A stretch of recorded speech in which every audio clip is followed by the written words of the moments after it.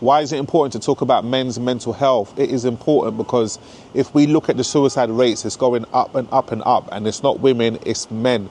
And the reason why it's going up and up and up for men is because in society, men have been told for years and years that sharing their feelings, being vulnerable is like one of the weakest things to do. So it holds men back from, you know, sharing how they feel, especially amongst men. But things are changing now. Men are building communities, men are having conversations. I've been to a few of them, and then we're finally solving that problem. So it's extremely important to talk about men's mental health. What does looking after my mental health mean to me? Looking after my mental health has to be on the priority list. It's the most important.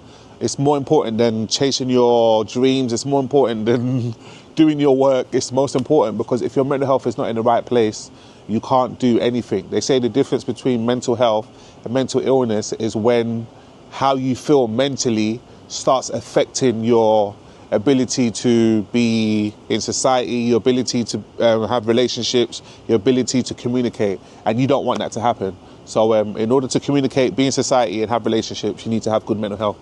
How do I take care of my own well-being, especially during stressful times?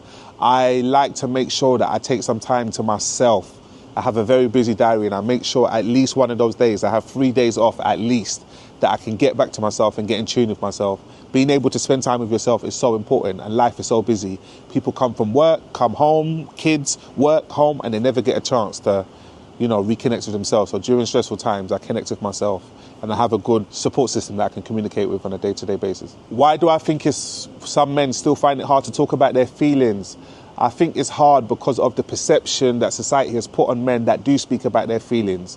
You get called weak, you get called emotional, you get called snowflake. That's one of the words they're using for this generation, snowflake, that they can't handle problems. So that's what really scares men away from speaking about their feelings. But I think being vulnerable is extremely cool.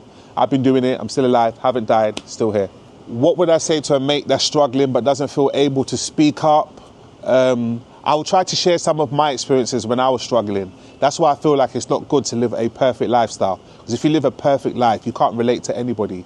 But if you've gone through different problems and different scenarios, you can relate to everyone. So like, I've gone through a lot of difficult times. So I would like to share some of mine, and hopefully that will make him want to open up about his. And then we can, you know, somehow find a solution to what he's going through.